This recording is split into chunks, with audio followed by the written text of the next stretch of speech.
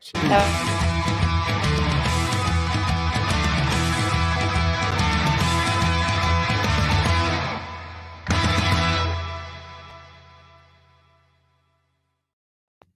production value here is absolutely perfect, let me tell you.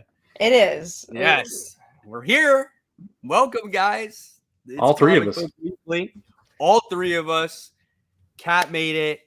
I don't have a hurricane this week. We're good to go. Brant's here no matter what. Shoddy internet and everything, you know. So welcome to another episode, guys. Hopefully you'll have an entertaining show to watch. There's not a lot of comic book news. In fact, there's only one comic book piece to really talk about. If there's any other news that you guys know about that we don't know about, let us know in the comments below. We'll talk about it, and we'll take some questions, of course. And then, of course, we're going to talk about the comic books. There's never a shortage of that. So what do you want to do? You want to talk about comics first? Let's talk about the news first, since there's so little of it. Why build up to a moment that's gonna, not have much? But the first thing was that the video game Spider-Man is gonna officially meet up with the mainstream Peter Parker. But instead of making this like a book in the direct market, this is gonna be part of their. It looks like the Ultimate Spider-Man Unlimited thing. That's like their digital comic. Yeah, I mean, that would be cool if this was a mini series. I hate that they. Especially Spider-Man, they tend to do a lot of the digital stuff. I know Spider-Girl, she had her story in the digital stuff. I didn't even finish reading it because I don't really have the digital version. So yeah, I feel like all these fun stories, it would be fun to actually get to see them as miniseries, or like if these digital books could be placed elsewhere. I don't love that they do that. So yeah, I mean, we talked about that before. I usually wait for the print versions if there is one of digital stuff, and I don't know. It's just you got to go find it, right? It's hard to like keep on top of it, because I forget about digital releases and stuff. So. Oh, for sure. But they don't even release on Wednesday. Release on like every day. They release a new one, I think. Yeah, it's in parts, right? Yeah, and they're short too. They try to make it like a webtoon format. And I always say this, but I kind of wish they'd do it on a form, like on a website that built for it, like put on webtoon, then that way anyone can read it. I mean, that's how I family there's a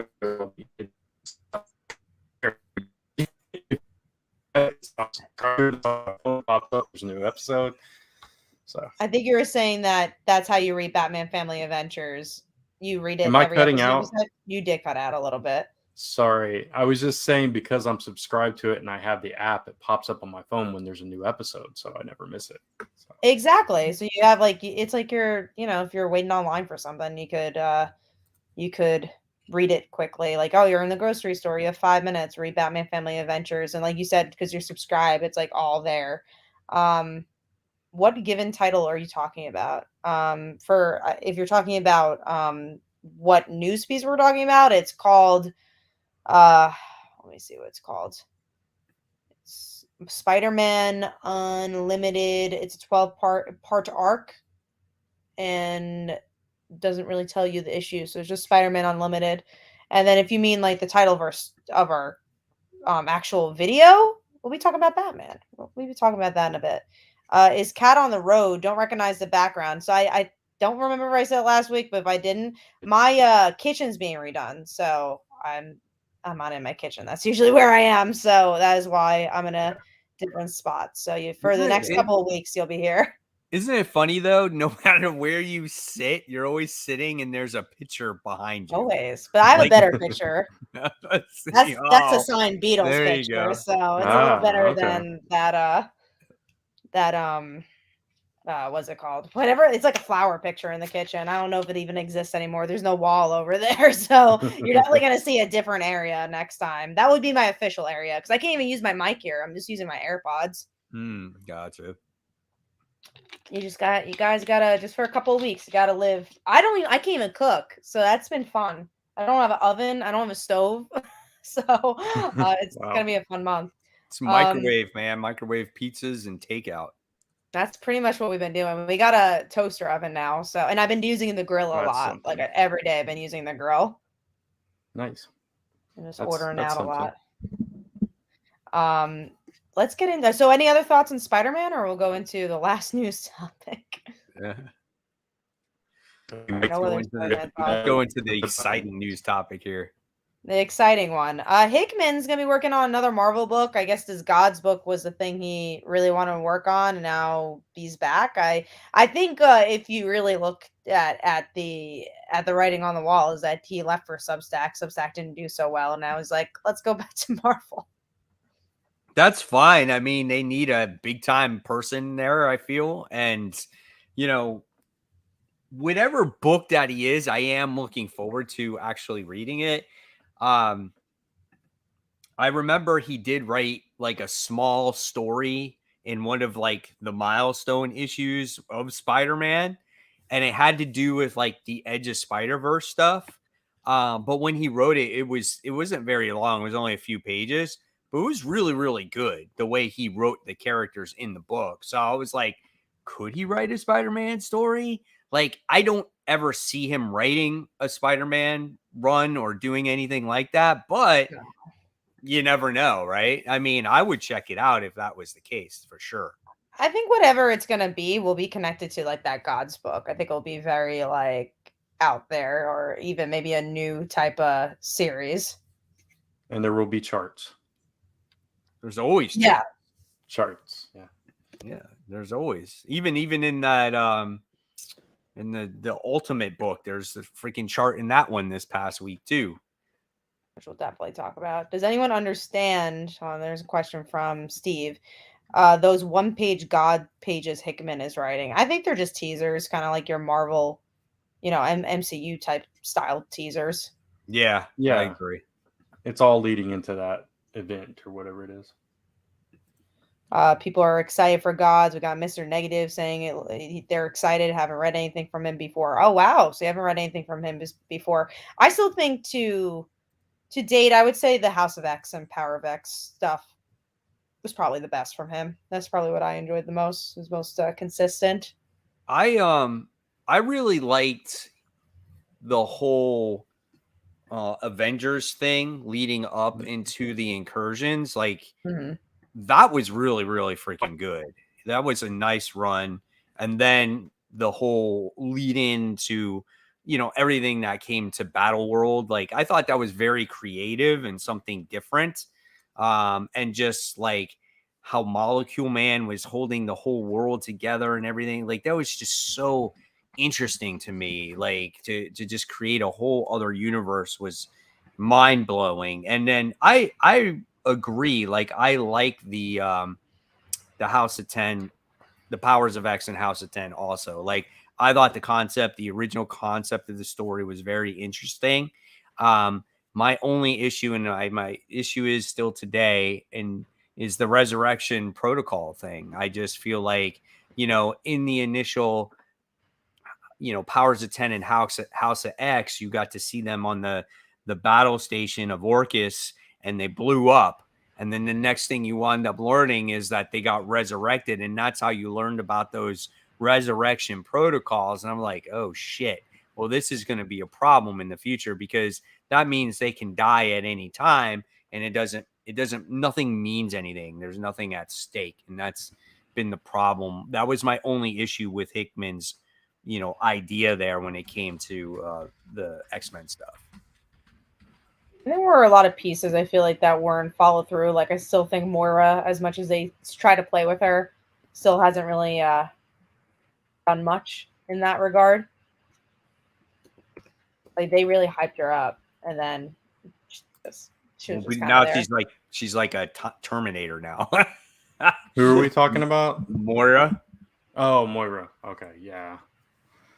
Not loving what they've done with her overall. But we were talking about though, like what is your favorite Hickman story, Brant? I kind of agree with you. I like the New Avengers stuff. I did like the beginning of Powers of X and stuff, but it quickly got away from that. But I think the Avengers stuff was probably the most consistent for me. Mm-hmm. So yeah, it felt like a really good lead up into a major thing, right? It just was like this build up, and it was like, what was it, like 8 weeks until this, and 7 weeks until that, and 6 weeks. Like it kept on building up into the major event, and that's kind of something you don't really see as of late. You know, it's just like, we'll hey, probably talk about. yeah, it's like, hey, next week we have an event coming. Oh shit, really? Like, okay. You're like, all right, you know, and that's how these events have been as of late, you know. Yeah, they're just kind of there for selling the comic, not really actually feeling that there's any build up and meaning to the events. Again, I'd always go back to the what was it called? The Venom event. What was it called? King in Black. King in yeah. Black. That's the one I feel like out of recent years is most connected to. Oh, look at all this stuff we were doing for Venom, and for 5 years, this actually connects to that story. Yeah, and so happened to be an event for the whole universe. Yeah, I mean, that story was really good because ever since issue 1, it connected to, you know, Null and the whole King in Black event, and there was definitely, you know, a really good story that was told there overall. I thought that was really, really well done. And I feel like now it seems like there's more like individual events that take place, like within, you know, maybe your favorite hero, like Spider-Man, just Batman, or X-Men. So I feel like across the line, there's more events than ever. And sometimes that's okay, and sometimes when you overdo it, that's not a good thing, you know. So, and because then you're forced, well, you're not forced. I mean, you can do whatever you want, but then it could take you out of that comic book for, you know, weeks, months, however long it is. Like when you look at Gang War, when it comes to Spider-Man, that's tied into a lot of comic books that is getting ready to come out, and that's, I counted it today. It's 29 books in total. When it comes to Gang War, just between the entire Marvel line. That's gonna be an event. I mean, I'm looking forward to it just because I like grounded Spider-Man stories, and I enjoy Gang Wars. And I feel like it hasn't been done in a while. But you know, hopefully it doesn't do the event thing they tend to do, and it's just very bloated, and they don't actually have a lot of movement. Yeah, I mean, listen, when it came to Dark Web, right? That's like a failure. That just was nothing there. And then you got the Kamala thing, and we all know what the purpose with that is.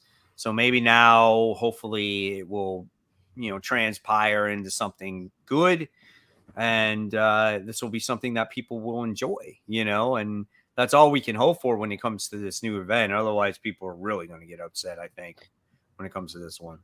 I'm sure they will if they're not already. David brings up a good point. Night Terrors took me out of Dawn of DC. Kind of sucks. I had so many fewer comics for the summer.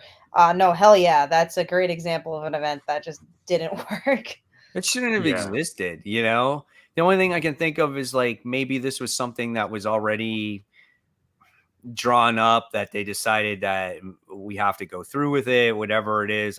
I don't know, but like you look at the the DC books that are coming out today or in the next couple of weeks, and it's just like Superman's coming out, and you got Green Arrow's coming out, and Green Lantern's coming out, and you're like, what the hell happened in those books? Yeah. You know?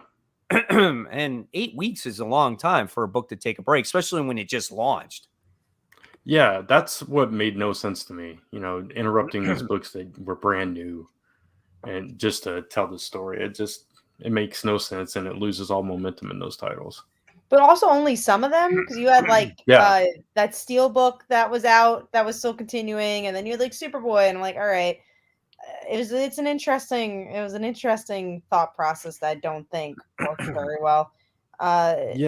They interrupted the books that people were really excited about, and left the ones that people weren't. I wish I had dropped more of those 2-issue Night Terrors. Most didn't matter. I mean, what was hard is that they were 2 issues, so once you tried them, you felt like you had to finish them. I didn't finish most of them. I think the only one I enjoyed was Flash. That was the only one that I thought was worthwhile And I'm not even saying that's like the best book ever, but that was my favorite out of all of them. I didn't even finish the main story. Oh, I didn't start it. It also. Yeah, that one definitely didn't work. We got Jimmy G. He hasn't been in the comments for a while. He's still alive, he says. That's good. Or are you saying Brant before about Night Terrors? I just said I had pre-ordered the main series, so I finished it. Oh damn! Did it meet all your expectations? Nope. But yeah, that's all the news, guys. So if you have any other questions throughout the show and have any other news pieces that came out, quote unquote, let me know. But I couldn't find any. So we're gonna move into the comics, and believe it or not, I don't have a Kickstarter going on right now. We're gonna in the next couple of weeks I will, and I have pre-launch pages, but we'll promote it when it's actually live. So no Kickstarters this week. Did you want to talk about Batman now, or did you want to talk about it later?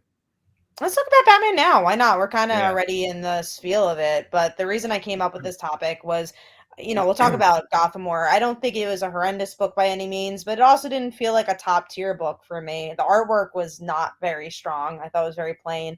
And I just feel like there's so much potential in the book. Like there's a lot of interesting tidbits. Like I like the idea that Catwoman and Batman are going against each other. I like the idea that Catwoman is doing something bad, but in the long run, she's like, maybe this isn't bad for Gotham. Maybe the thing you're doing is kind of bad for Gotham. So there's this really interesting morally gray argument, but the way it's executed in the issue, I'm like, it was kind of boring to me. I just feel like it could have been a stronger issue, and I feel like there could have been a better lead up to it. It just kind of feels like a random event just to have the event. And also the reason I wanted to talk about it is because I feel like Chip Zdarsky's run started so strong, and then you had that whole middle story of this Elseworld story, and then you had Night Terrors, and it just lost all steam. And I just feel like I don't think people are really talking about Batman, if I'm being honest. Even though Spider-Man's been so bad, people are at least talking about how bad it's been. Like Batman, it's been so neutral that there's nothing to say about it recently.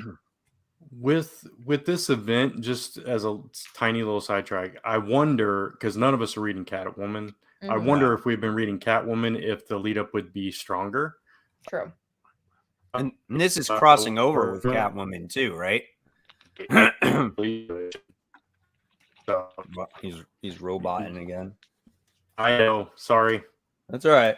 So Catwoman, the lead up, you were saying? Yeah, it looks like my connection's really low, so I might cut out here in a second. But I was just saying that I think that might have been a better lead up to this instead of just like boom. But the book itself I enjoy, but we'll talk about that later. Yeah, no, we'll definitely talk about the book. I buy and read Catwoman. I had no lead up. Oh, okay.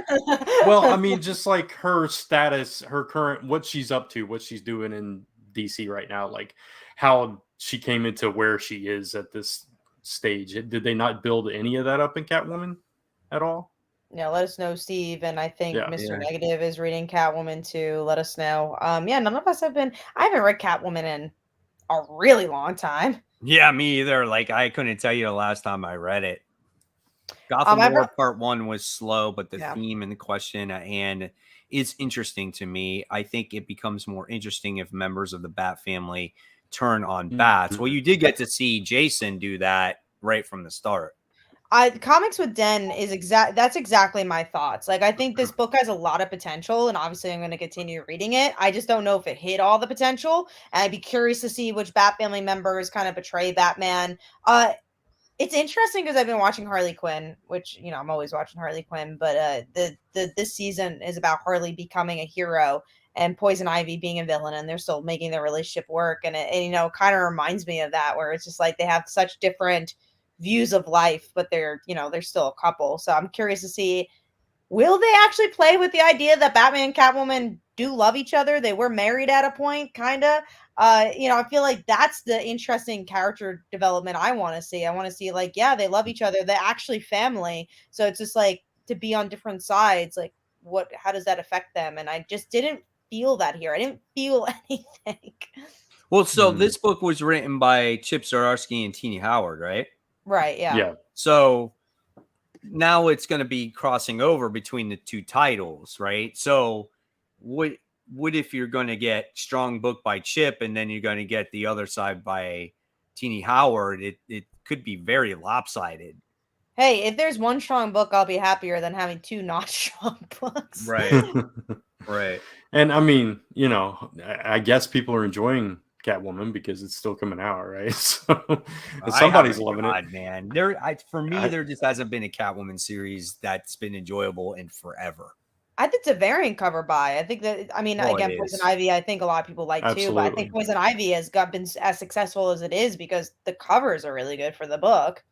That's like, I buy Poison Ivy every month for the covers. I never read it. Yeah, I mean, I've tried Catwoman ever since I got back into comics when the New 52 launched, and I remember that Catwoman book got so much controversy when she was hooking up with Batman on top of the roof.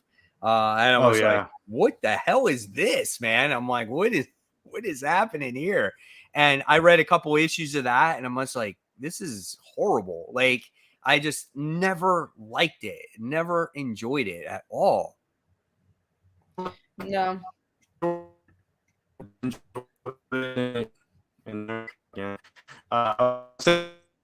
Enjoyed, but then it got bad again. If you guys can hear me, I don't know. I didn't hear the beginning. So what got bad again? I said there was a short arc that I enjoyed of Catwoman at some point. Ron V, a lot of people liked. A lot of people liked Ron V's arc. I think that might be the one you liked. It might be, and then it just got bad after that for me. So I guess, and the question is though, like we're talking about this story, for instance, I actually like this issue. Like we'll talk more about it when we get into the actual comics, but I enjoyed this issue, just because I see like the potential in the story. Now, what transpires out of it is a completely different thing. But you know, Kat says, you know, when we came up with this topic, what does Batman need to rejuvenate? I can't even say it. Rejuvenate him. Right. Correct. So like, what do you guys think in the comments that can help the Batman story right now? Or do you not find anything wrong with the main title at this moment? Do you think Chip is a good fit? Do you feel like what do you need? Like, I don't even know at this point when it comes to I think you need arcs. I mean, that's what the last great book that was very long was Scott Snyder's book. And that's mostly because every arc had a direction, it had a theme, and it changed a lot for Batman. I mean, you had the James Gordon thing, you had him having a new girlfriend, him not being Batman, a Court of Owls. I think you just need things to happen, you know? Like, I think you just need direction. I think that was the problem. Well, one of the problems with Tom King's run was that it was just one very long arc that never seemed to end. Yeah, so it was so drawn out. Yeah, so I agree. You need like at least mini arcs, like you need subplots that you can end and then continue on with your larger plot beyond that, and that's a better way to structure it, at least for me. So, Tevye brings up a point. Here's my solution: stop releasing too many books. See, I think Batman doesn't have that many books when it comes to the main universe. I actually think they should be more connected. Like, I think Nightwing is so disconnected from Batman. And then, like, Batgirls just got canceled, but even that felt like a completely different series than the Batgirl you're reading in Nightwing. I think they just need to be better connected. So, like, and Jason Todd's not part of anything either, right? Right, yeah. Right. And then you're going to get this Batman and Robin series that's coming out next week, not tomorrow, but next week. And is that an alternate story, or is that a story? Like, when does that take place? You know what I'm saying? I don't know. That's the thing. We have all these Batman stories that are coming out, but they're not connected to the main universe. So it's like all your Batman stories are being, used up in non-continuity stories, right? So, I mean, but you make a good point, Kat. Like, Scott Snyder did a really good job at doing really good story arcs. And some of them were longer than others, and some of them were more impactful for others. But this goes back to what I like about comics is sometimes when a story arc is not so drawn out, at least if you don't like one, there's another one that's coming out Right. in the near future, you know? And so like a lot of people love the Court of Owls. And then we went to the whole death of the family thing when Joker didn't have his face. And then we had the year zero stuff. And then, you know, they had the Riddler stuff. And then you had you even had Bunny Robo Batman when Commissioner Gordon was, you know, posing as Batman for a while. There was so much stuff that he brought to the table. He had that Mr. Bloom guy, that villain dude. You know, there was just a lot of different things. And then yeah, you got Tom King that came out, and it was just, hey, I'm gonna be married to freaking Catwoman, and oh wait, my wedding didn't happen, and oh look, Alfred's dead. And that was kind of it out of the whole thing. And I said it like after issue freaking, I think it was 18. I remember having that conversation with you guys going, I don't like this run because it just seems like it's dragged out way too much. Because you guys mentioned it was like a love letter and stuff like that. And then it's like, yeah, but it's too boring. There's nothing there. There's nothing happening. And, you know, and then by the end, you guys said the same thing. You know, you're like, oh, yeah, it's just, you know. There's pieces I like of Tom King's run. Like, I mean, the Carnival issues, like a great example of what I think Tom King did right. But no, yeah, by the end, I think once you get to a point where the marriage didn't happen, it's like, oh, okay, so the love letter didn't matter because they didn't even do the wedding. You know, I think the biggest problem Marvel DC is that they don't want to do anything with their characters anymore, especially their big characters like Batman and Spider-Man, the ones that sell. They just don't want to do anything to tarnish them and to make them grow. And I think that's why, and we'll talk about like Hulk and Punisher and books like that, but why I loved Punisher. I think it was such a great book because they did something.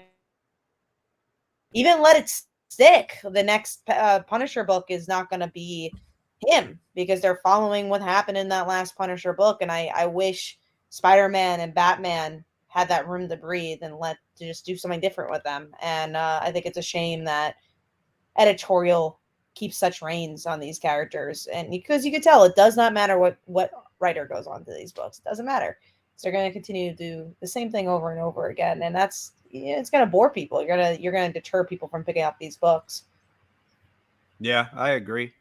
And I mean, I just wish like you said too, Kat, like I wish the Bat family was actually a little bit more connected. Like they show up in this story, right? But you never really feel that connection previously beforehand. You know what I'm saying? Yeah, no, I agree with that. I don't know if you guys can hear me or not, but Yep, yeah. Okay, cool. Yeah, no, I agree with that. I wish more of the Bat family was more present, more active, more connected. In this story, I actually think they are doing something a little bit different with it, and I like it. And I'm really curious to see what it will do with the overall Batman family. Like if they are at odds, if they do pick sides and all of that.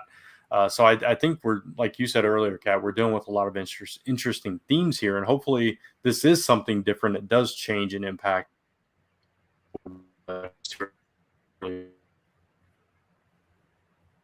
Yeah, I think Brandt's saying, he hopes it impacts the family, which I hope so too. So you're saying, Brandt, you hope it impacts the family, right?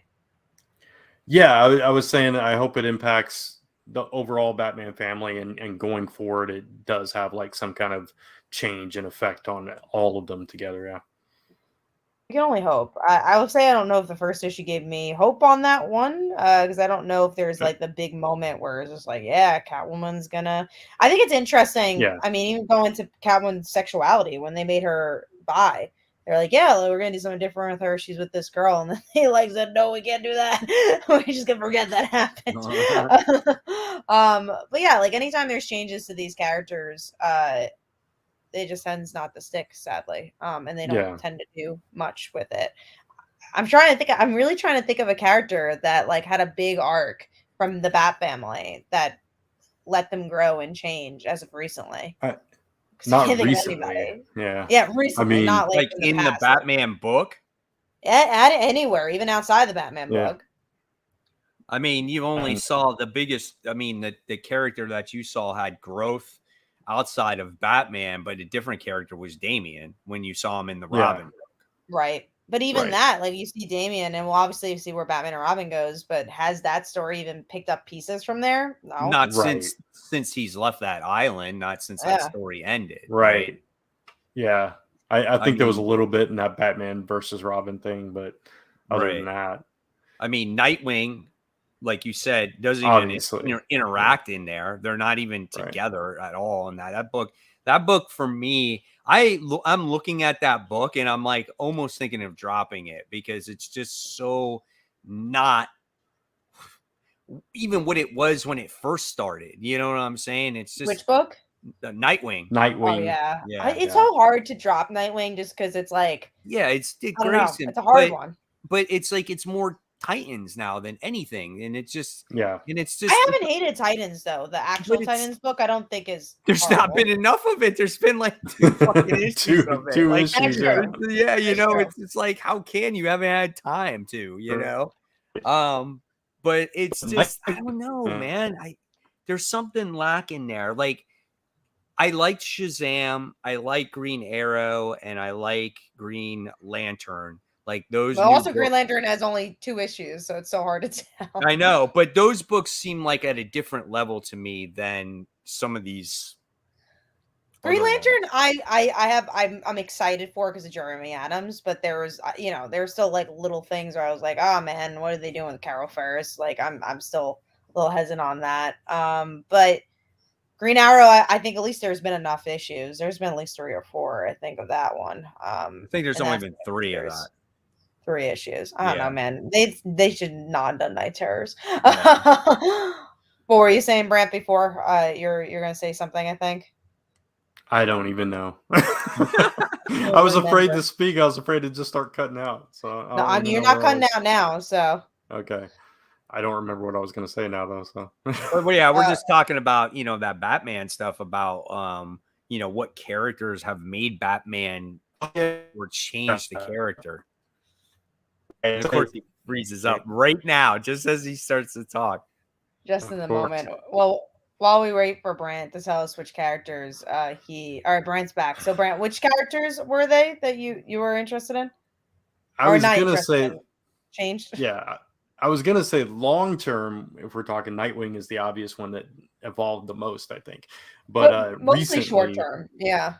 Yeah, recently, the Robin book. I think Cassie and Stephanie in their own book, right? So they've kind of done their own thing and become their own characters. But yeah, I don't know. They've tried with Tim, Right. I think a little bit, but it hasn't really worked. So I don't know. You know what I find weird though? It's like Tim has been the sidekick to Robin in the Batman book, right? But we have a Batman and Robin book and Damian is going to be his sidekick there. And I think someone said in the comments that it does take place in the present. So I'm like totally lost on this whole thing. Yeah, it does make a lot of sense. It's like, I don't know. It's sad because Tim is my favorite Robin. He's always been my favorite Robin. And they don't know what to do with him. And I think him being Robin is pretty badass. And I think Damian being on his own, I think kind of works. But then now he's I going to be agree. Batman again. Yeah. I agree with that, though, because Tim is the most like Bruce of all of them, I think. And, well, maybe Damian is, but, of the ones that are not actually related to him. Right. I think Tim's more of a level-headed Batman. Yeah, but, I mean, as far as, like, the detective side and Right. that kind of aspect of Batman, He's I think smart. he's He's got the technology savvy side of him and whatnot. Yeah. Someone goes, he's gay. That's what they're doing with him. I mean, there's nothing wrong with that. Who cares if he's That's gay? just who he is. That's not what he's. Yeah. And also, I think like Chip Zdarsky has done a really good job at the Bernards. Like when you do see Bernard, I think he's done a better job. I think it just depends on who's yes, him. absolutely. Yeah. I agree. Sorry, I have such a bad mosquito bite over here. It's killing me. I keep doing this. I also asked Serenity about the bisexual thing with Catwoman. Supposedly, it's happening in the first book. They said Eco's first appearance in the current run of Catwoman's in issue 35. There's also Onyx that Catwoman flirts with. Selena has chosen to be single, so she's not in a relationship with anyone. All right, I mean, at least that's good. I'm glad that they are able to pick it up. I know in the last couple of years, I felt like they kind of dropped the ball, but I'm glad that, I guess, since the wedding didn't work out, that she's able to at least express it a little bit. All right, well, that's Batman. I think we'll jump into some other controversial books like Miss Marvel. All right. So let's talk about it then. We're going to talk about our top 5 comics and other noteworthy comics. So we're talking about Miss Marvel, the New Mutant, issue 1. You know what? I actually did not like. Excuse me. I actually did not hate this book. I actually liked it. Yeah. I liked it. I don't think I hated it either. I think, is it as good as the original Miss Marvel? No, but I was actually pleasantly surprised by this one. Yeah. I like that it wasn't as X-Men based as I thought it was going to be. I like that. I love Bruno. I thought Bruno was great in this issue. I thought that scene was good too. Yeah. With her talking to him. My initial grade on this book, so I've been grading my books. So my initial grade for this book was a solid B. I thought that this book was very exposition heavy, and not that that's necessarily a bad thing, but my thing was, why do we have to sit there and go into the thought of Miss Marvel and every little single thing that she's thinking about? Like, you had to see it on the page. You know what I'm saying? And that kind of bogged down the story a little bit, but I like the overall story. I like how the X-Men sent her on this mission because she's going to this university to, to study Orcus and whatnot. And it was a very Miss Marvel thing for her to dress up in the X-Men uniform, thinking, "Oh, I'm an X-Men. I'm gonna change people's minds about the X-Men, and they're gonna love me." And that kind of backfired in her face a little bit. I'm not sure about that part. I think it's the only part where I was like, "Oh, is that really Miss Marvel?" Because obviously, it's weird because Kamala's not in her school. People liked her a lot. She was not popular, but she was people enjoyed Kamala. She was a good person. Right. I think that's part I'm a little hesitant on. Is oh, now people hate her because of her being an X-Men. I'm curious to see where they go with it, though. I'm curious about the commentary because what's different between thinking she's still Inhuman, but just an Inhuman and just a mutant. And I really love Bruno, though, because I think every X-Men story you see anytime, it's always everyone's going to hate you no matter what. So I love that there was a character who's so outside the X-Men saying, "No, I still love you. I don't care." Well, they don't know that she is Kamala is Miss Marvel anymore, though, right? Then Emma mind swiped everybody. Bruno, I thought still knew. I think his parents don't know. They just don't know that. Hold that thought there, Brant. Okay. So Bruno still knows, you said, Brant. Bruno still knows that. Okay. So there was people. I know that Emma mind swiped everybody to realize that Ms. Marvel didn't die. But I don't think that I didn't remember in the comic if she had people remember that she was Ms. Marvel to begin with. That I don't remember. But I think it's just the parents. And I think it was more of that they don't remember she died. Yeah, they don't remember she died. Yeah. So that was what happened there. They had forgotten that she was Miss Marvel a long time ago. I forget what the storyline was, but there was a storyline that erased their memories of that. Oh, really? So they don't know anything then? Right. Pretty much. Unless she told them again. I don't remember. I'm curious to see Nakia and Zoe too, if they remember, because they're, important members of her supporting cast.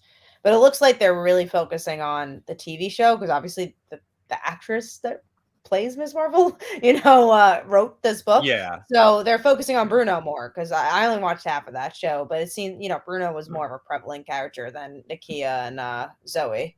I mean, when I got done reading this book, I said, yeah, it's a little bit exposition heavy. There's maybe some things I didn't agree with in this comic, but when I got done, I was like, well, this is the best Ms. Marvel comic I've read in quite some time, because I just felt like it was more true to the character, and it just felt like a good story. It felt like a good Kamala story. It wasn't like she didn't feel like she was a side character. It just, There I was a don't direction. know. Huh? What's There was that? there was an actual direction Yeah, too. What and happened. she's excited about being part of the X-Men and whatnot, and she wants to do good. And I don't know. I mean, I liked it. I just didn't like all that. It took me forever to read this book, and I was just like, my gosh, like I said, I don't want to read everything that's going through her brain. Yeah, the beginning was a little struggle, and I was really scared because of the beginning, but then it really picked up. Brant, what did you think? I know you're a big Miss Marvel fan. What did you think of it? Yeah, can you guys hear me okay? Mm-hmm. Okay, cool. Yeah, that was kind of the thing for me too. It took me a little bit to get into it. I was a little worried about it at first, but I think overall I enjoyed it, especially when Bruno, the scenes with Bruno were the best for me, and I really enjoyed him. Although I don't remember how he got his like arms and everything back, but because didn't he like lose an arm or something and he went to They Wakanda? definitely did. They don't care, I guess. I guess not, because I was like, why has he got two arms? What's going on? But anyway, yeah, no, I mean, I thought it was pretty decent, and it's definitely better than what we had been getting, like you said, Mike, of Miss Marvel in quite a while. So, hopefully they'll do something stronger, better with her going forward. And it's interesting her dealing with the whole being a mutant thing, and I thought it was a little, stupid that everybody just immediately recognized her uniform had a very small X on it. Right. I think Brant's saying, like, it's stupid that they were rioting, I guess, right after they saw the X. Yeah, hey, but exactly. You know what? It's like society, though. Sometimes, things are bad. You automatically hate them. So people are just like, oh, X. Bad. Yeah, exactly. That's kind of how it was. Yeah, so, exactly. It's got the cards stacked against her. All right, cool. So that was Ms. Marvel. So overall, it seemed like we all liked it, and we'll see what happens with it. All right. Now we'll actually talk about Batman, Catwoman, the Gotham War Battle Lies, issue 1. Like I said, I enjoyed the comic overall. I like the idea of it. Was it my favorite artwork in the story? No. I was kind of taken back by the artwork. But I did like the story. I liked the concept. I liked how Jason Todd right away betrayed Batman, and he's like, Catwoman, I like what you're doing. And I like how Batman actually second guessed himself just for a second, and then when the guy got murdered at the end, he was just like, no, screw that. It's like Catwoman stuff is wrong, It's just like I was just like, that's kind of cool. It's just like he's gonna stick to his guns there, and he's gonna challenge her. But overall, it was fine. It wasn't by far, it was not the best Batman story I have ever read. But when you haven't had Batman in a couple of months, like a real Batman story, because you had Night Terrors in there too, I'm like, okay, I'm excited to get to a Batman story and to see where, this portion of this whole Gotham War goes. I don't have much more thoughts besides the last one. You're gonna say, Brant? No, go ahead. No, I was pretty much saying, like, everything I said with the Batman section. I'm like, let's see where it goes. Wasn't horrible, but wasn't in my top 5. Yeah. I mean, Mike, you pretty much took the words out of my mouth verbatim. It's exactly my thoughts on it. I thought at the beginning it took a little bit to get into it, just like Miss Marvel. It was a little bit of slow at first, right? But once they got into the meat of it, and you saw all of them to do this, it wasn't perfect. It had issues, but I enjoyed it. I thought it was, coming off Night Terrors, it was a breath of fresh air. So. Yeah, no, yeah, absolutely. I mean, you gotta, even though like her crime it's still a crime and what she's doing is not right. But when you look at the crime rate, how everything was down, it does make sense. It's like, hey, Batman, maybe your stuff doesn't work and maybe Catwoman's does. I mean, it's actually proven. I mean, you were in a coma basically for 8 weeks. And then before that, you were off world in some alternate universe. So it's just kind of like, someone had to hold the fort for a while. Now, when you could sit there and flip the script a little bit and be like, well, why is Catwoman doing all the work? Again, where is all the Bat family here? Where's Jason Todd? Where's Nightwing? Where's Babs? Where is, everybody else? Tim was searching for Batman, right? But when you look at everything else, it's like, shouldn't they be taking care of Gotham? So you can look at it that way too, right? Yeah, but even though she has, a point and coming down, it's still crime. You're still stealing from people, and that's what I'm against. So it's an interesting concept for the story, for sure. Yep. Yeah, absolutely.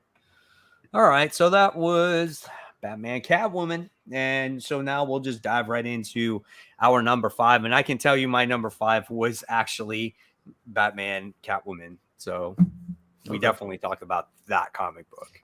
So just in case Brant cuts out, again, what was your number 5? Miss Marvel. Okay. 5, so. Mine was also Miss Marvel. So we talked about it.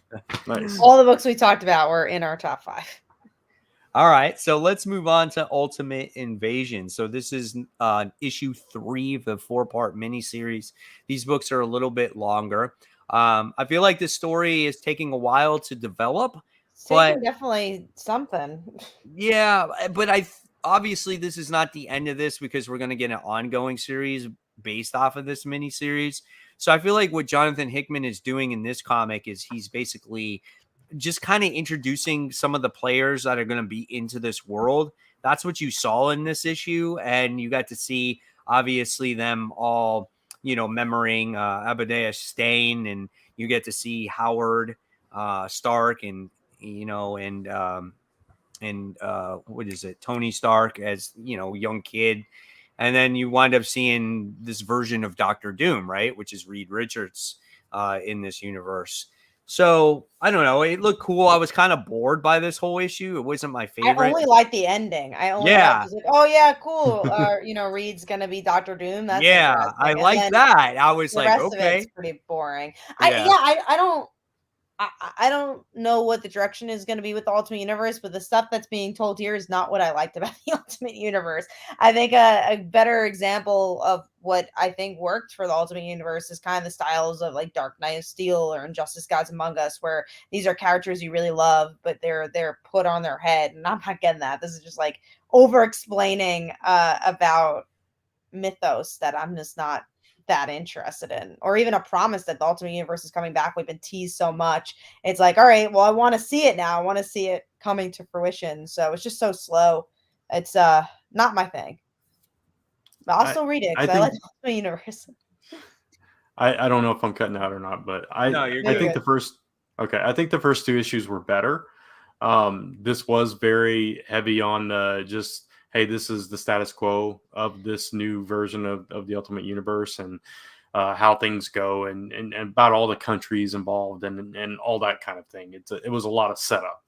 But I think the payoff at the end was solid. And at the very least, we're going to understand how this new Ultimate Universe works once it actually gets here. If it gets here. So, I mean, there's definitely an ongoing coming out after this. Yeah. So right. And you're going to get more of it as time goes along. So we'll see. But yeah, that last page, I was just like, I was reading this book and I'm just sitting there going, yeah, okay. I mean, I get what they're doing. And then I turn that page, I'm like, oh. And there's always that one page that always gets you. And like, that's what Hickman does, man. He just like plants those seeds and you're just like, now I got to continue to read it, Not in Cat's eyes, though. Cat's eyes like, nah. No. I'll be like, we'll see what happens. I'm still enjoying it too much. So it's cool. I like, though, how it's not a carbon copy of the last universe, though. That's definitely not. That's what I want something different, right? We don't need the exact same people and the exact same thing that we had before, you know? So, Yeah. Tevia says, do you believe Miles Morales Spider-Man will go back to the Ultimate Marvel universe? No, No. he is definitely Not not a going chance. back there. Yep. He might I go think back it'll and be forth. Yeah, he might he might have like an arc where he's like, oh, I go back to Ultimate Universe and I learn this is like my real universe. But I think I think there's gonna be a new lead. I think Yeah. it's not gonna even be Spider-Man. I think Yeah. it'll be a whole different character. I mean, he clearly stated that to the maker that he wasn't going to go when he gave Right. him the the It could be option to go. Four. I think the Fantastic Four might be the more lead because they've been focusing Yeah. so much on Reed. Yeah, that's very true. I think it was smart to say up front, no, it's not going to be Miles. You know, Yeah. you just get that out of the way, Yep. and then you can move on. Yeah, Right. I mean, and then in all reality, I don't think there is a Spider-Man in this universe because at the end of Jessica? issue 1, Hmm.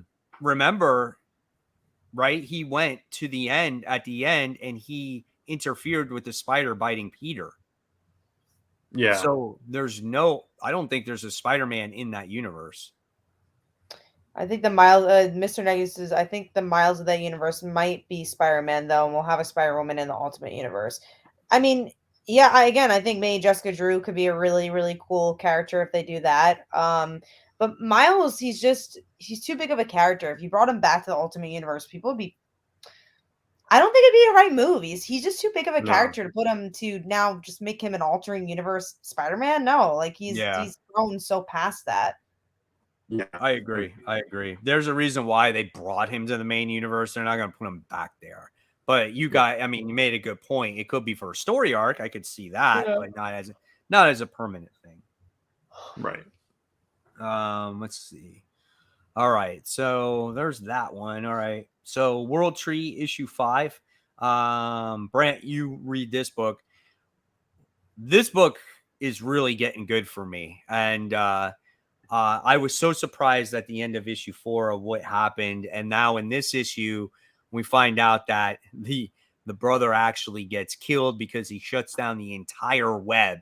So now nothing in the world is working. Everything is shut down. And there's only one server left. And it looks like our cast of characters is going to be going into, I guess, maybe the dark web, I guess, to stop her. I don't exactly know where they're going, but you also saw stuff that was taking place in the future as well.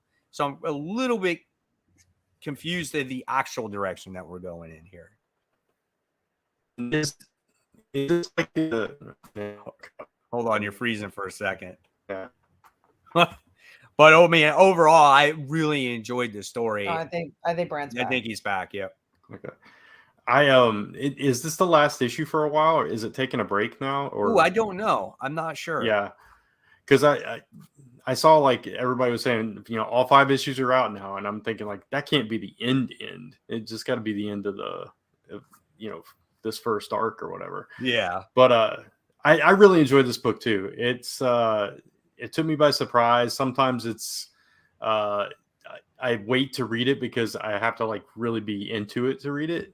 Just because there's a lot going on and stuff, but the way it's paced, the moodiness of the color palettes and everything, and the way it's like really subtle, like blues and greens when it's just a calm, and then they ramp it up with the oranges and the reds, and then you got that chaotic scene when you see the undernet. Yeah, it's a really interesting book, and the way like that. And also, can you guys hear me? No, we can. Yeah, you can. Yeah. Okay. I was just saying that there's a whole society of those people, whether that's the future or whether that's in the internet, and like the whole internet is dead now, and they only have the one way in. And I don't know if you noticed, Mike, but there's like a URL at the end of the book. Yeah, I tried typing it in. And I did too. It didn't come out. In fact, actually, when I typed it in, it said, you have a virus on your phone. And I'm like, oh shit, maybe I shouldn't do this. So I actually tried to type, but both times I couldn't get it to work. Okay, so it didn't work for me the first time, and I tried it gave me like a service error, and I tried it again and actually went to the website, and it had a login button, and it might have been the last page or next to last page, there was actually that guy's password on in the comic. So I typed it in, and it just takes you to this blank screen. And it's like, really? Okay, maybe they're going to do something with that later, but it was kind of fun that it was just like all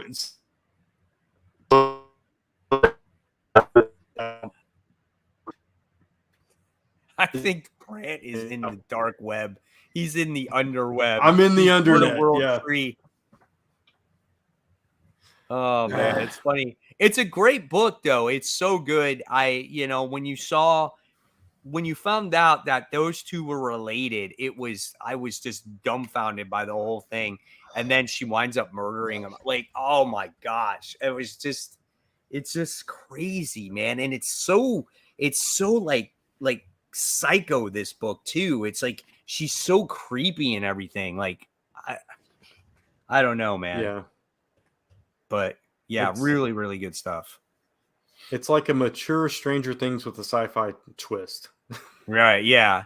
If anybody knows how long this book is taking a break for, let us know in the comments. All right, so let's move on to our number 4. My number 4 is actually Cult of Carnage Misery issue 4. You know what? This series is a lot better, in my opinion. I don't know if anybody else is reading this. Yeah, I'm reading it.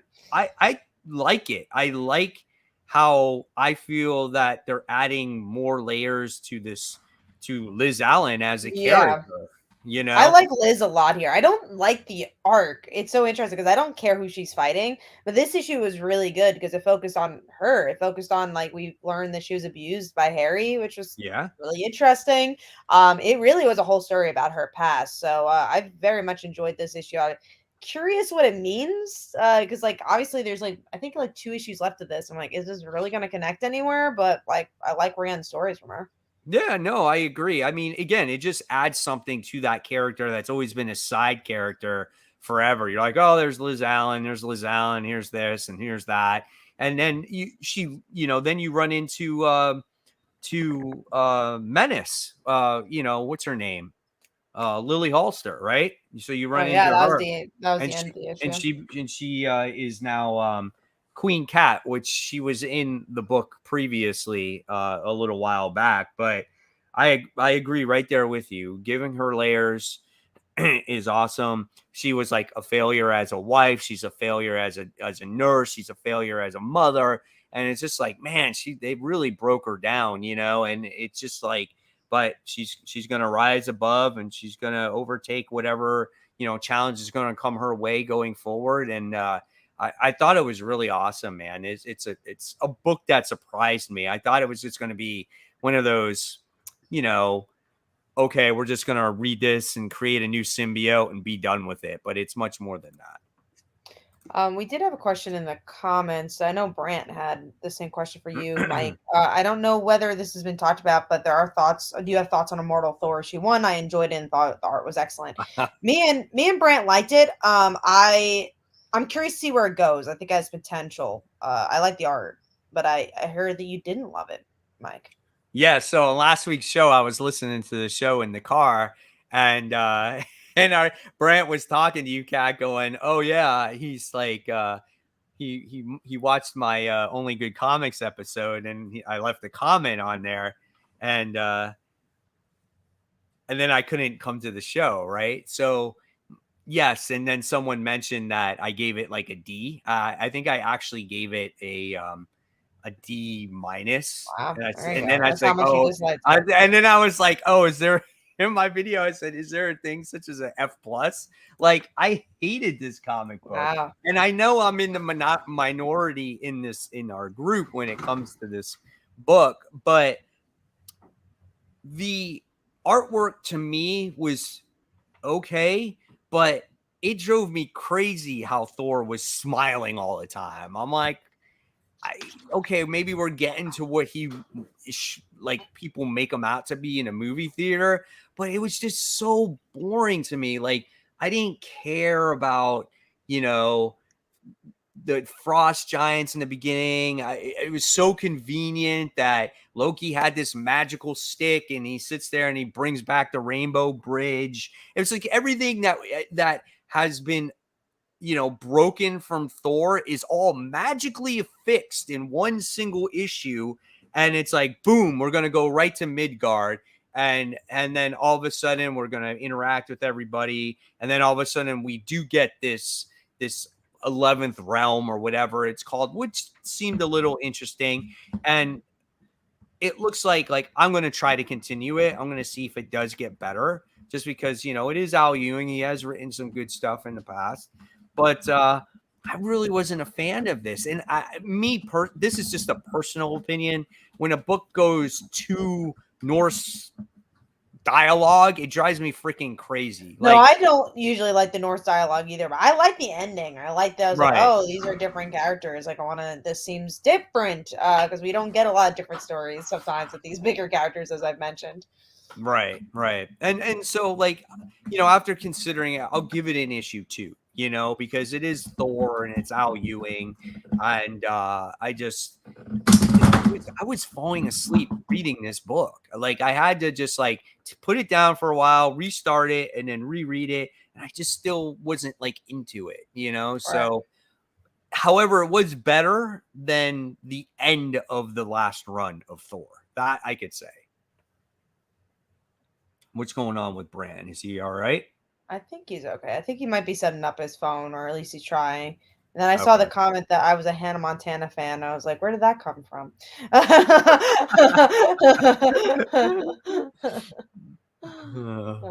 That's hilarious.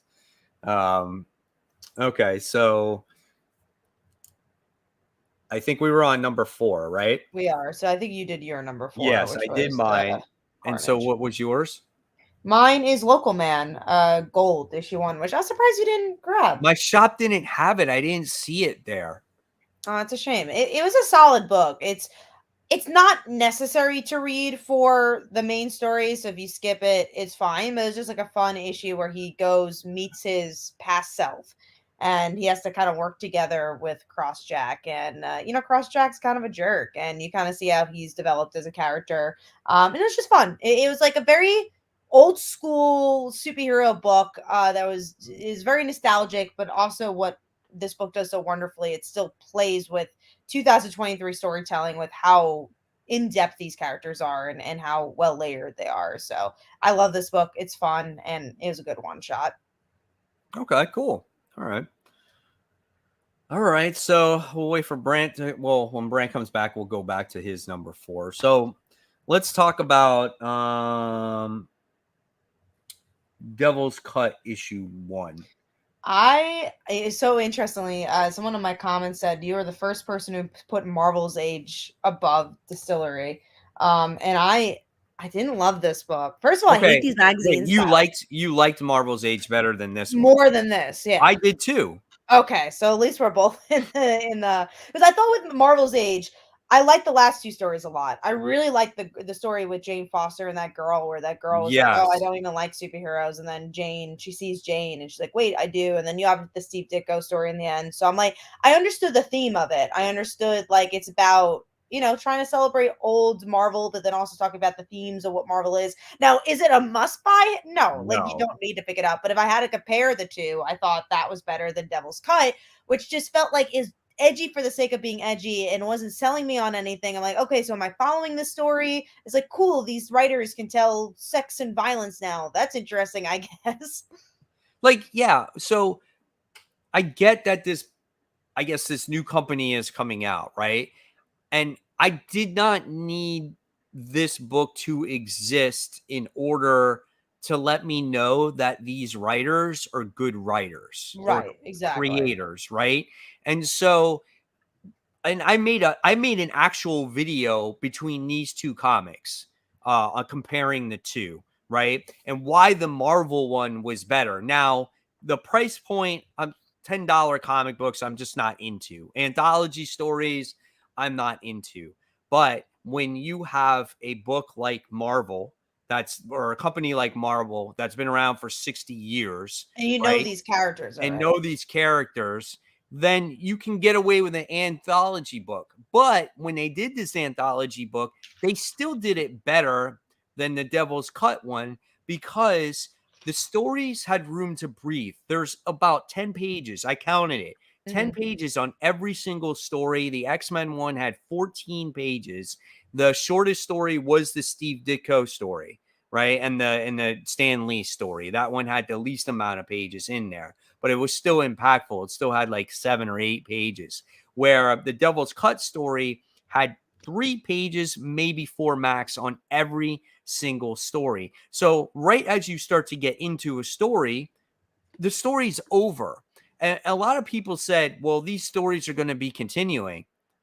Do we know that for sure? Like, it doesn't say that. It just says end on a lot of the stories. It doesn't say to be continued. Some of them just say finished. Like, there's nobody there. There's no real good story to the point where I was like, oh my God, I need to read a next issue of this, because there wasn't enough room to breathe in it. There's You know what I'm 5 saying? pages. How can you say, unless, as someone who does a lot of anthologies, unless you have a very specific theme that you're trying to tell in 4 pages, it's really hard to tell a story and say, oh, I'm actually trying to sell you a mini series or an ongoing book with 4 pages. It just, no matter how great of a writer or artist you are, it was just too hard. And I think maybe there's like one story I enjoyed in there where I was like, oh, that kind of has potential, but it was so hard to get into. And again, Right.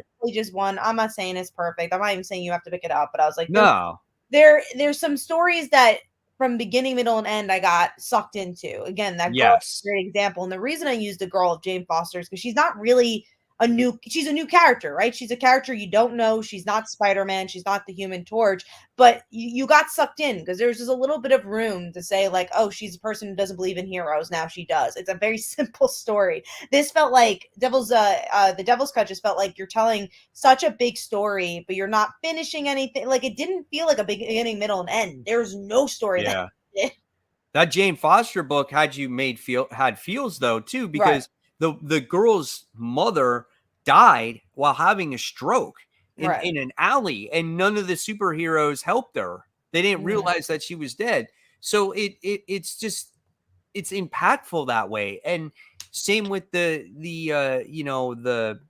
Steve Ditko and Stan Lee story. Now, a lot of the writers that are on there don't write so many Marvel stories today, but they get what Marvel is and was, right? So that's why it was so impactful.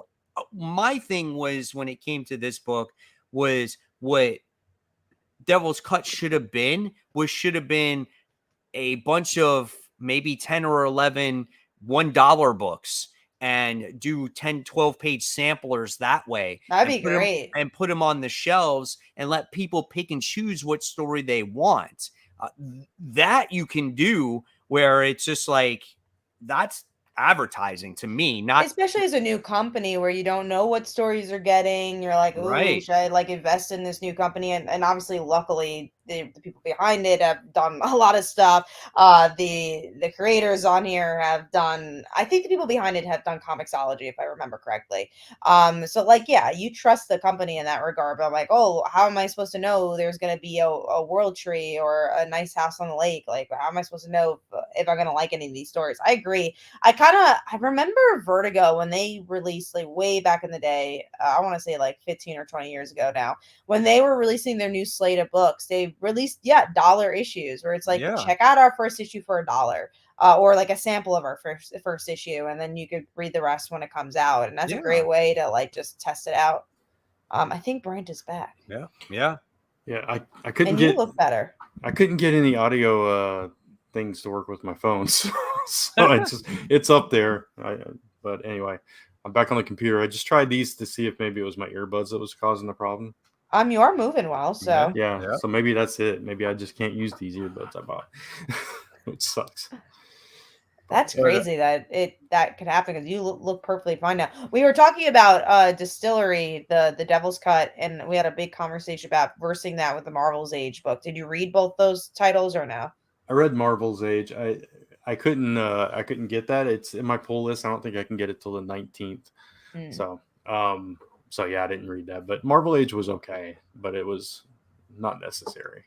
No, it's not. It shouldn't even been called Marvel's Age. It could have been 60 years of Marvel or whatever it is, But yeah, Kat and I had a good story or a good talk about this one, and we were on the same page when it comes to that. I was still listening. I still had my earbuds. Oh, okay, gotcha.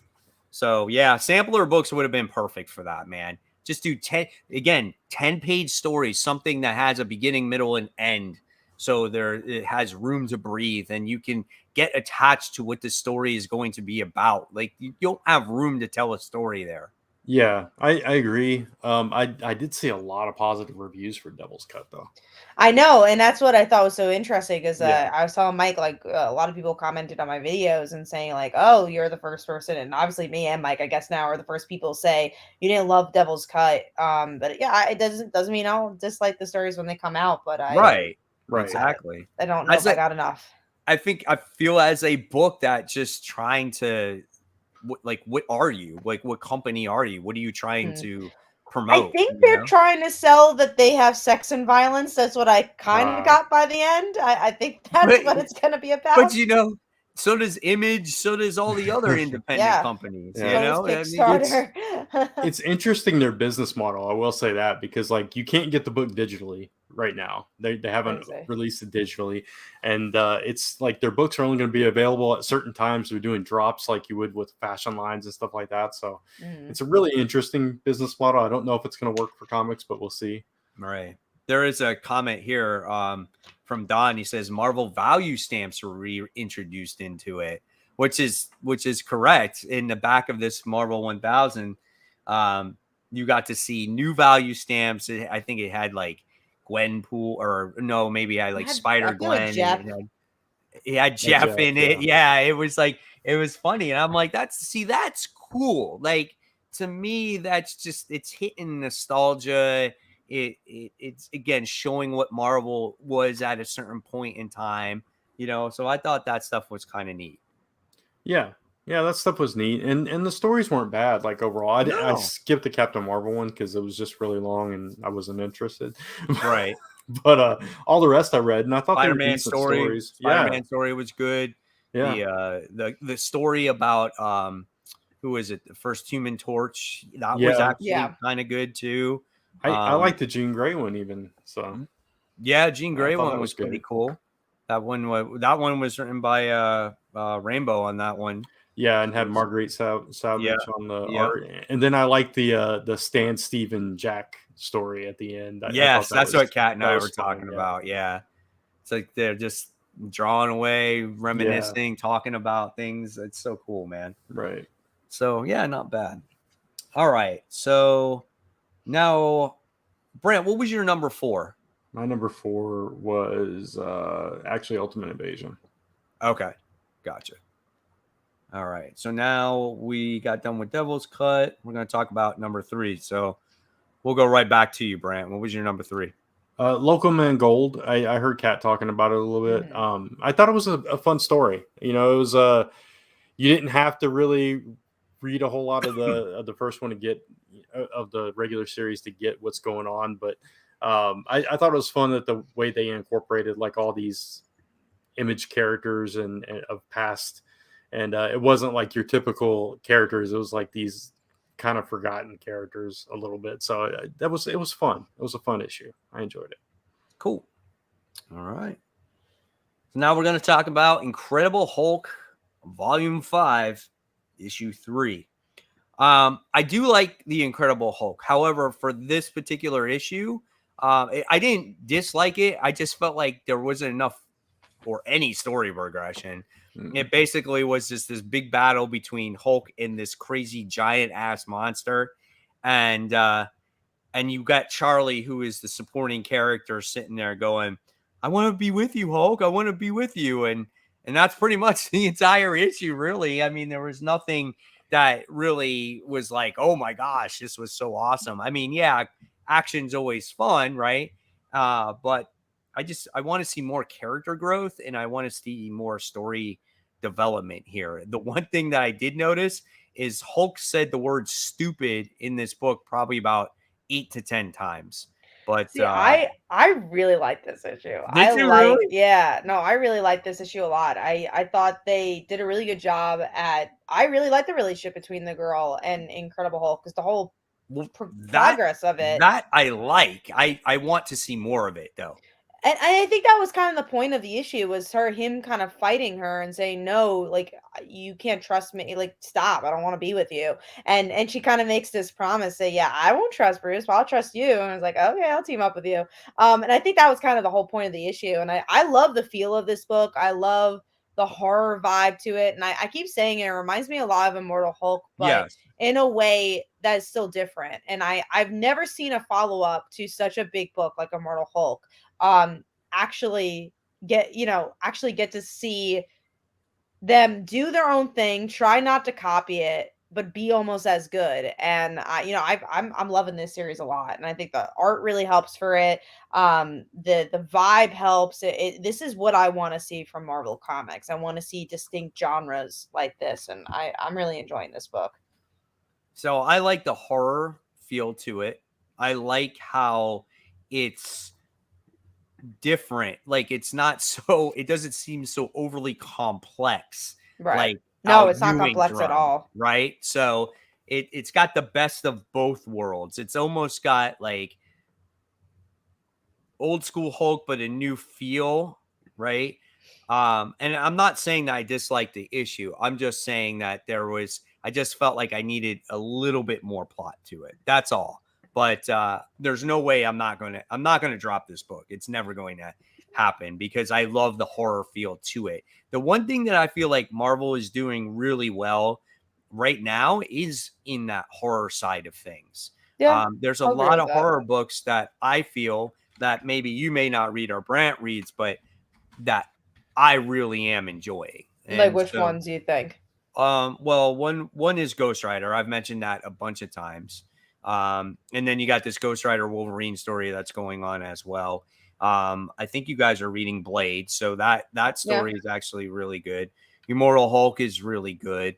I said Immortal Hulk, right? Incredible Hulk is really good. So there's just more horror books that are out from them that have been quite interesting, even it's not really horror, but like, I even like the death of the Venomverse has actually been interesting and entertaining to me as well. But that's not so much horror. That's more like to me, I look at that as a summer action popcorn flick. But I feel like they're doing a pretty good job at horror books because we haven't seen so many horror books from them as of late. I think we had Immortal Hulk for a long time, but that's the only one I could remember for a while. And then they're getting ready to release Werewolf by Night in the next couple of weeks too. Yeah, I think that's a one shot. Yeah, still horror, Yeah. No, definitely. It's still in that theme of things. So I like how they're dabbling more into that. You got October coming, so you're gonna get more horror. Yeah, you had a Hallows Eve, who was a creepy character as well. So all right, so that's our Incredible Hulk talk. We're going to go on to number 2. What do you got, Brant? Batman Catwoman, actually. So. Oh, okay. Way high up there. Cat? Mine is Power Rangers, 30th anniversary. I'm surprised that Brant didn't pick this one up. I just didn't get a chance to read it. It was really good, actually. Yeah, I should have read it instead of Marvel Age, but I think it is definitely better than Marvel Age. Yeah. This is the way to do an anthology. It focuses on characters that you wouldn't normally have a chance to focus on. So you have Ernie, who runs the juice bar. You have Alpha, but you also have other characters that are, a little bit more fan favorites, like Tommy, and be like, oh, how about if he marries Cat? And then you have the actress who played Kimberly kind of do her own story about where she sees Kimberly in the future. It was a good love letter to the series. It was fun. And I was entertained with every short story. And I think that's what's a part that was put into this one. So I had a really good time with it.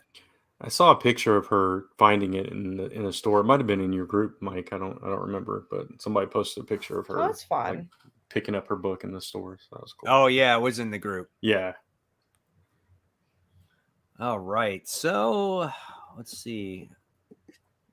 What are we on? 2? Yeah. I think you have to do your 2. My Yeah, 2? Yeah. Oh yeah, mine was Wolverine. Speaking of Okay. Wolverine issue 36, the part 3 of the Weapons of Vengeance story.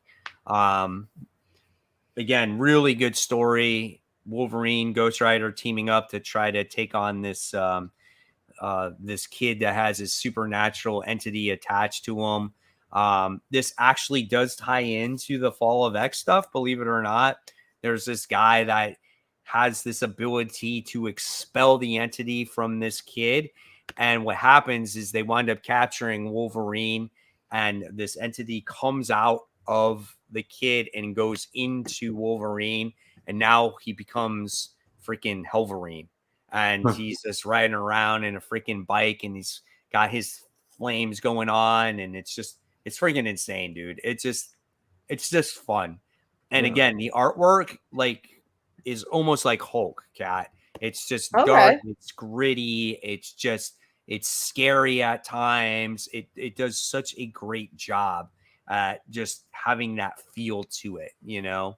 So and that's what the Ghost Rider book has had this entire time. And even though this is Wolverine, it just has that same exact feel to it. So good stuff there.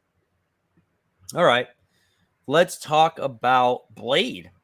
All 3 of us read Blade, which is, I feel like it's kind of surprising that all 3 of us are reading this book. It's such a random Definitely. character to read, but I think it's because of the art, which I thought improved actually, because I know the coloring was a little off with issue 1. But I like the art a lot here. I mean, it's a solid book. It didn't make my top 5 this week, but I like it. I like the relationship he had with his ex-girlfriend. I'm interested to see what this girl, the possessed girl, has to do with anything. It's a solid book. I enjoy it. Do I love it? Not yet, but Yeah. I like it. It's the most interesting Blade I've read. So I've never read Blade, so I really like the daughter story. I enjoy the daughter story far, but yeah, I mean Blade when he pops up, I don't know if I've ever read. I probably have read some kind of Blade story at some point, but you know, he pops up in different things and stuff. But this, I don't know, this feels different, and it probably is a lot to do with the art, like you said. Yeah. I do really like the art in it, but I think the characterization so far has been really good, really solid as well. So I'm intrigued by it, and that's going to keep me reading it at least for now. So yeah, I liked it too. I mean, it's written by Brian Hill, right? So yeah, I thought it was really good. I enjoyed the helicopter scene when they're going to capture Tulip, and he enters the helicopter and he takes out the soldiers and whatnot. And you have no idea like what her whole involvement of everything is. That's the mystery of it. And then you got the other situation that he's dealing with at the same time. Yeah. So like you guys, I'm very intrigued to see what's going on, but it's a gorgeous book and it's an interesting story so far. So I'm on board. Yeah. It gives me a little bit of Daredevil vibes. A little bit. Yeah. Yeah. Absolutely. All right. And the next book we're going to be talking about here is Plot Holes. And Kat read this book, so I wasn't sure if she was going to read this. I read it because I know it was like an Indiegogo book from Sean Murphy. I think I have the book.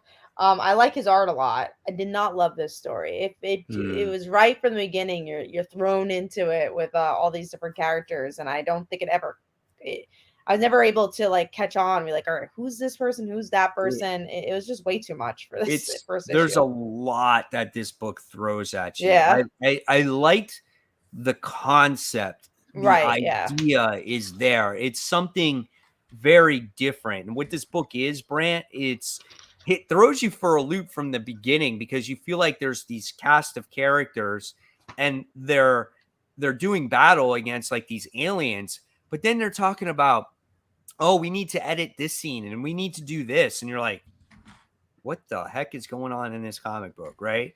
And so what they are is they're a cast of people that have been brought together in a digital like comic or a digital book world, right? and they have to save the books. They have to make sure the books get published. Otherwise, there's this meter that's in this digital book world that if it goes down to zero, this digital world will implode and everything in it will die. So that's basically what they have to save. Yeah. So you get introduced to the cast of characters. There's this one character by the name of Ed, who's the editor of everything. It's kind of like the leader. You get introduced to this other kid. I think his name was Cliff, who was in a failed book, and he most recently gets recruited. You get introduced to this anime guy who was in an anime or a manga, and he was like in like a Gundam thing. And so like he you know, he's telling the new kid that got recruited on like what everything is going on. There's a lot of Easter eggs that are referenced in this comic book. Like, I thought it was a real well thought of idea, but man, yeah, they throw so much at you, and you as the reader are very overwhelmed. So if you have read a bunch of comics beforehand, you're going to be like totally mentally exhausted reading this comic book. Gotcha. This is a book that you have to read on its own and dedicate yourself just separate time to read this actual comic to appreciate what's going on in the story. Gotcha. So yeah, it does sound like an interesting concept. It is. It definitely is. I'm curious to see where it actually is going to go going forward. I don't think I'm going to pick up the second issue. I think it was too much for me on that one, but it made a lot of money.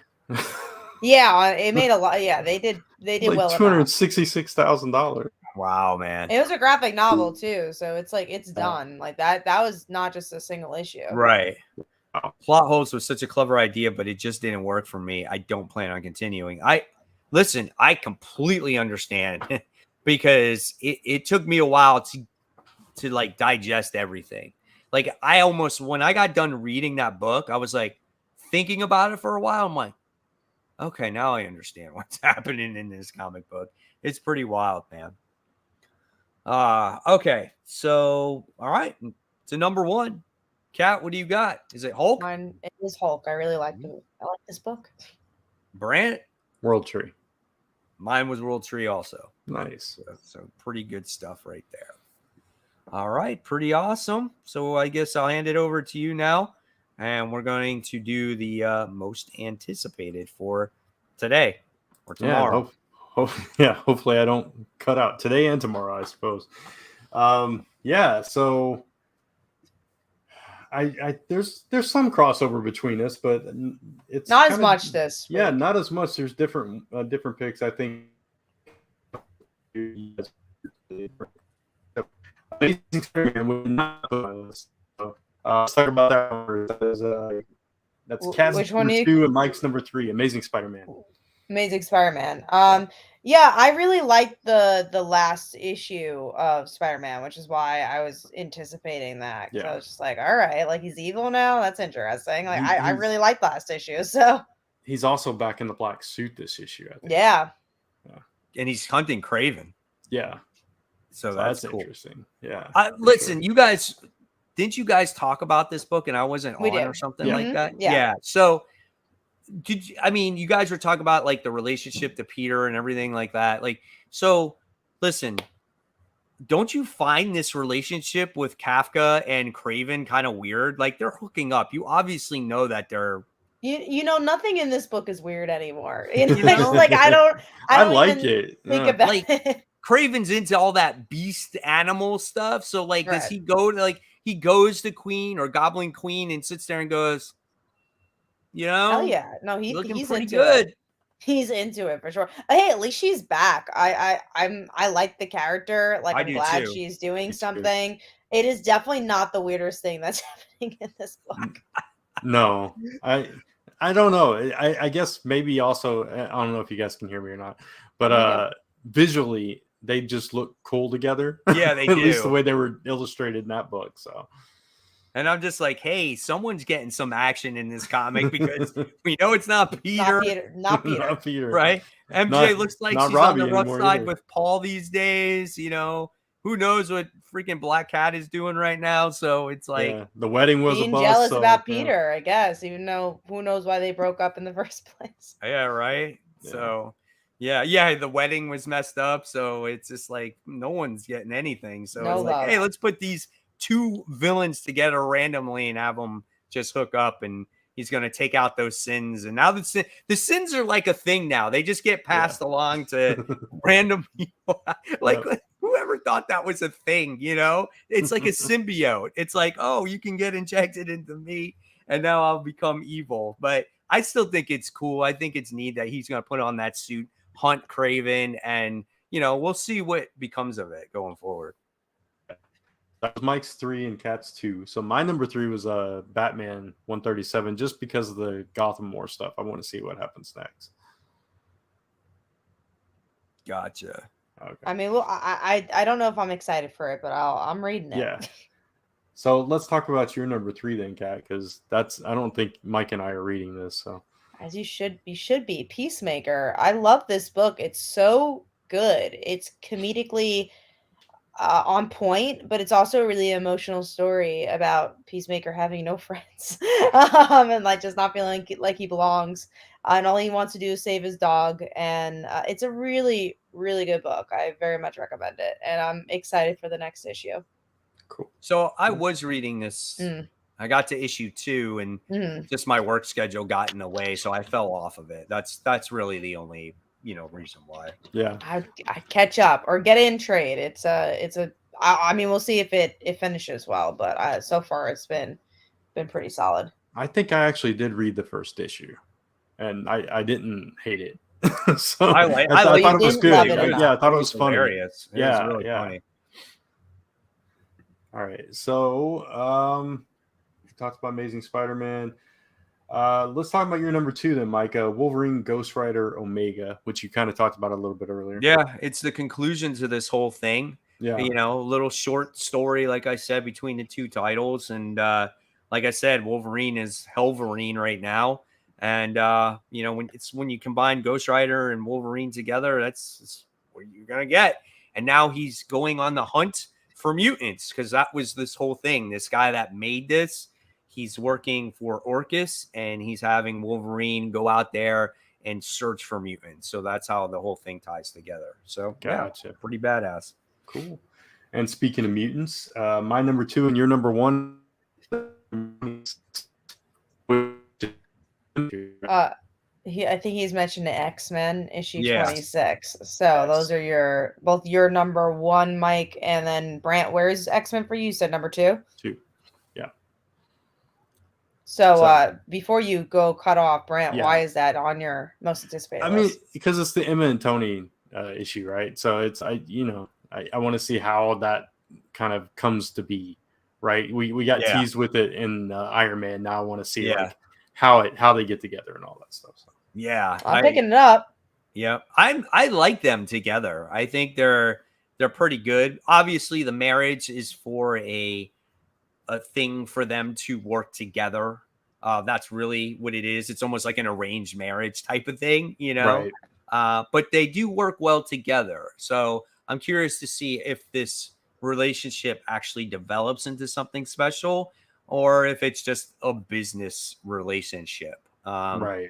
But yeah, she's cool in the book, and Iron Man has been really good, and I like how Iron Man's been part of the X-Men. So, when it comes to an event, I feel like, this Fall of X stuff has been actually delivering in many cases. I agree. And then finally, mine and Cat's number 1, Birds of Prey, issue 1. And I was shocked that wasn't on Mike's list at all. Yeah, me too. I am excited for it, but it's not like I'm like, oh my God, this is a Birds of Prey. Like, yes, it's Kelly Thompson that's writing it. I am a Black Canary fan, but I'm so tired of seeing Harley Quinn. And I think who else is on this team? Big Barda, Cassandra. Forget who else. So there's a couple of members on this team where I'm just like, I'm not so excited about, but I'm definitely excited for it. It's just, there's only 3 comics there, right? I think if I look down my top my most anticipated comics video, because that's where I get these 3 rankings from. I think this probably fell at number 5. I think it was right in the middle. Gotcha. I'm stoked for it. The artist is the same artist who worked on Hawkeye. You know, it's Kelly Thompson. She really rarely disappoints. And I think this is just such her groove. Like, this is just the type of book she really rock. Comedy, emotion. The art looks good. I'm just, it also looks different. It looks different than stuff we've been getting from DC. So this feels like a run, and that's what I love from, you know, when I could get that from Marvel and DC, where it just feels so specific to a creative team than just like, here's Batman again. Yeah, I hope it's a run that lasts a long time. That's what we all hope for, because that's what we're missing in comic books these days. Everything is written pretty much for a trade, or if a writer comes around and says, hey, I have a story that I want to talk about when it comes to Batman. Can I write it? And they'll be like, yeah, sure. And then we'll find the next writer. There's the days of long runs, they're getting less and less. So you're right. If there's somebody that can write a run, it would be, you know, Kelly Thompson that could do it. So let's cross our fingers and hope that it's good. People will pay money to, you know, for the comic, and we'll all be happy. The name changes said Zealot from Wildcats, I think is okay. Might be on the team. Yeah. If West Coast Avengers taught us anything, is Kelly Thompson can take some characters that don't seem like they go together and make something really special out of it. So I'm hoping that's the case with this book. I've heard really good things about it, so there's already like good buzz about it. So I'm pretty sure it's going to be a good book. And also create fun characters as well. Like, you know, we saw it in West Coast Avengers. You know, like, again, Jeff the Land Shark. He was a character that was nothing. It was a freaking land shark, right? Then there was a couple other characters that were in that book too that we haven't seen since. But I thought they were that brother and sister. The brother and sister characters were really fun. Yeah. Even Quentin Quires kind of disappeared. Yeah. He has, which is very interesting. He showed up in an X book that I read recently. Oh, really? Yes. I can't Last remember. time I saw him was that event. Well, with the people from Morocco, that tournament thing. Yeah. Well, this has been like, I'm talking like the past week or two. Oh, wow. He was in the Fall of X stuff. I don't remember if it was Immortal X or X-Men Red or one of the other books. They all bleed together for me, but he's in one of the books. Gotcha. Maybe he was in X-Force. Oh, it might have been, because I don't read X-Force. Yeah, he might be in X-Force, actually. Yeah. Okay, cool. Well, that's all our most anticipated. I saw somebody mention Fire and Ice, the Smallville thing. I'm interested in that made my one. list. Yeah. Yeah, I might pick it up just to see what it. I know mean, nothing. Smallville. I know nothing about Fire and Ice, so I couldn't tell you anything. I just know they used to be in the Just League International. That's literally all I know. But also the art looks pretty good for that book, so I'm pretty interested to see what that's about. Yeah, absolutely. All right, so we have anything else to say? Tevye asks, what about Shazam? I feel like it's one of those books that if it didn't stop, maybe I would have said I was excited. It's a Dawn to DC book. Is it come out tomorrow? I guess so. I don't. Okay. I'm picking it up. Yeah. It's not most anticipated because I don't remember where we left off. I don't either. Yeah, honestly. So, all right, guys. So sorry we didn't have that much news to talk about, but that's out of our control. Hopefully there'll be more topics to talk about next week. But we see that there's a lot of books to talk about for next week. Yeah. So I had a very short week this week. Yeah. What's that? I said I had a really short week this week. Yeah. Oh, dude, I was done reading my books by Friday. It was a fifth Wednesday. It was a fifth Wednesday, so that's why it was like a smaller week. I had honestly like still 11 books somehow. I don't know how. They were all. It cost me like $60 because it was like $10 books. Yeah. I did read. Like I still had like 13 books. Oh, thank you, Angel, for the super chat. Thank you. Thank you. Thank you. Yeah. But I did still have like 12 or 13 books. I just was on top of it this week, you know? Yeah, I had about 11. Yeah. What, Brent? I had 12, but I only read 11. So. The Power Rangers, man, the one you skipped. You act like that's a bad thing. You act like, oh, I only read two. No. But you read like 99% of your books. Yeah, no, I know. But I should have read that one, but you know. People are talking about Sacrificers. I like that first issue. That so first I'm issue was curious good, about that. man. No. Yep, that was an awesome first issue. I cannot wait to see more of that book. Like, I have so many questions. Like, oh my There's god. a lot of good books. On tomorrow. Sorry, I was reading about Selena Gomez is the most followed person on Instagram. I guess you watch Legend of Good. I'm having like flashbacks. I was on another podcast, my Legends podcast, Legendary and I was talking Ladies, about yeah. that. So I'm guessing you listen to that. So thank you for Nice. listening to the podcast. But I was like, wait, what podcast am I on right now? Selena's Talking about cool Selena though, Gomez. so you know. Selena is a good person, I guess. I don't know if she is, but she's a good singer. Yeah, it was interesting to hear that. I guess maybe she has a comic coming out tomorrow. Who knows? But yeah, let's get into, I guess, the plugs, right? Yeah, what do you guys have? Kickstarter in like 2 weeks. So again, we'll talk about that one in 2 weeks. So let's savor the moment of no Kickstarters for 2 yes, weeks. I mean, yeah, we've got that popped up too soon, but we've got one coming up maybe in a month or so. We are about 2/3 of the way of fulfillment on Bloom Pretty, so we're working on the next issue of that. So that should be launching soon. So awesome. Cool. Very good. All right, guys. So thank you for stopping by, checking out the show this week. And like I said, hopefully we'll have some more news for you.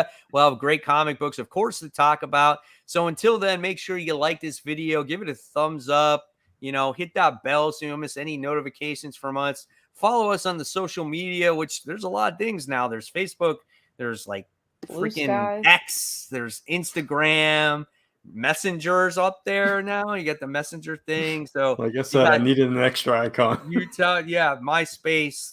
What else is there? What other stuff is there that used to exist? There is that MySpace, like you said. Yeah. Threads, Blue Sky. Threads. Yeah, Threads. Well, come on, Brant. Where's the Threads thing? You got to put that on there. Also. Oh, there you go. I'll replace Messenger with Threads. Yeah, there you go. We'll put it on Threads. Yeah. So, yeah, that's it, guys. Thank you so much. We'll see you next week. Happy New Comic Book Day to you all.